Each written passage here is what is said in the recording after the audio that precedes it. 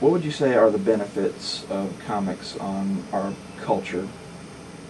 Well, I think because they're visual and have words, and they're not like television or movies in real time being spelled out loudly to young people, they require some interactivity. They require some imagination to make the jump from an image to an image in sequence. And I think the creative comic artists or graphic novelists who use that interactivity as an opportunity to allow the viewer to participate are really creating an art form. Comics have always just kind of been a form of entertainment, for the most part. I enjoy reading stuff that makes me think, and at one point in time it was, I could go to the comic store and buy a dollar comic and just sit around, and I was probably going through like 30 comics a week. That was my wonderful addiction. Who would you say is your favorite hero or heroes? Oh, Batman. Batman? Batman, hands down. Okay. Batman trumps everyone because he's Batman.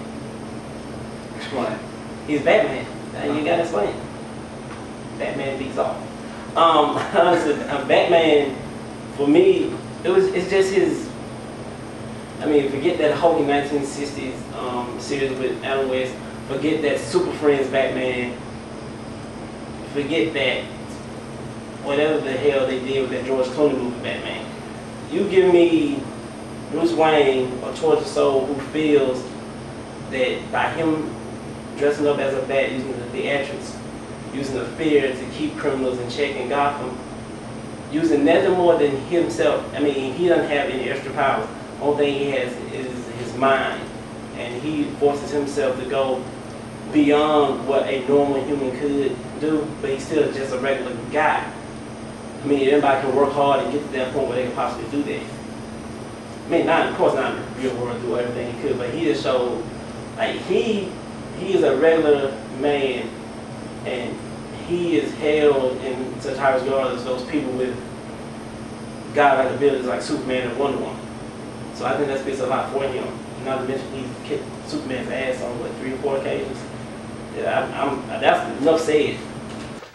Without a doubt, it's Superman. Mostly because of the way I was raised, but I think that people need straight arrow superheroes. They need someone who knows what's right and wrong, who stands for what's right and wrong, and is going to make that decision and not waver to the left or to the right. I think that you get very dangerous when you start following the anti-heroes like the Punisher, or even the darker heroes like Batman, because yes, they're fighting for justice, or at least their own version of justice, but the thing is that when you use the same tactics that the villains do, then in essence you are the villain at that point. Spider-Man was one of my favorites. Of course I liked Batman and Superman because they teamed up together, and I had a couple of those. I think it was called World's Finest or something like that. And the idea of them coexisting in the same universe made it a little more palpable. I don't know, the majority of this box is Batman, which has always been kind of my thing. How would you say superheroes compare to the gods of Greece and Rome, and have they indeed become our new mythology? Definitely, especially when most comic books incorporate Greek and Roman mythology into their mythos. So it's taken things. The thing about comic books, they've taken things from 70 years ago with Siegel and Schuster. That's about 70 years ago. That Siegel and Schuster did with their Action Comics, with Superman doing that. And now you incorporate things from that long ago and tying in things that happen now. That's amazing. That's 70 years of story. And Superman, especially Superman, Batman, Spider-Man, characters like that are universally recognized. I mean, you can go to India, see that big red S and people know what it means. That is, of course it is. That's amazing. And the best thing about it is, you will be hard pressed to see someone get into a battle about it. Someone get into an actual war about comic book characters. I mean, you know, we got people that war about their gods and their mythology. No. We do need heroes. I think that was a lot of what mythology was about. You know, the classic thing, Hercules.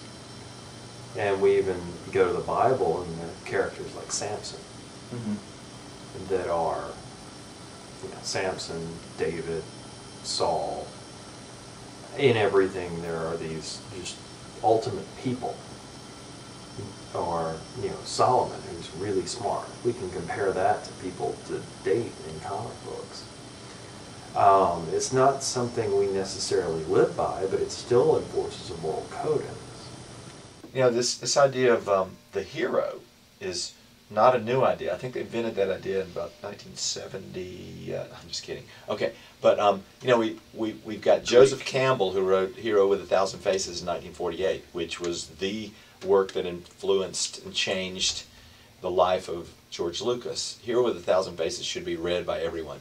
And it's about the archetypal mythology of the hero and the path of the hero along a series of adventures, and Campbell divides those into several phases, which are found in all stories, fairy tales, legends, myths around the world in different cultures, different times.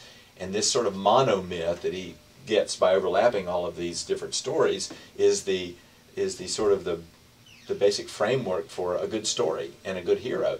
And he's saying it's not accidental. You know, use that term archetypal, which is a Carl Jungian idea, which is already there. You know, we're just finding it. And so I think what happened, for example, with Star Wars is that it hit that zone of truth about what a real hero is and what happens in a mythologically heroic journey. And a lot of people have been influenced by that. And I think it was a surprise, came out of nowhere. Most good things do. And at the same time, we missed good storytelling. We tend to go back to good stories and retell them when we can't find a good story nowadays. You know, if we're not finding the heroic story, if we're not finding the real true story that we all want to hear, that we all need to hear in order to live on this planet, we're going to go back and find those classic great stories again. And you know, maybe some of those stories were told not just at the top echelon of storytelling, but down here around the Boy Scout campfires, or around the, you know, maybe the stories are down with the people. And comic books sometimes have a kind of a gritty truth about who we are that you don't get in the high-minded stuff. How would you say comic books are relevant today, or are they relevant today? Comic books are absolutely relevant today because they deal with issues that are going on today. Comic books are a lot like Star Trek, and when Star Trek came out, you couldn't do an episode about the Vietnam War or about, you know, black and white relations. But what you can do is you can paint somebody green and, you know, say that it's on another planet somewhere else, and all of a sudden it's acceptable. Comic books are the same way. You're able to take issues that are highly controversial, that people don't want anything to talk about. You know, they just, you know, we don't want to have anything to do with this. And they're able to integrate it into things. But with comic books, you're able to take an important issue and put it in the forefront. And even though it's not blatantly in your face, you know what it's about.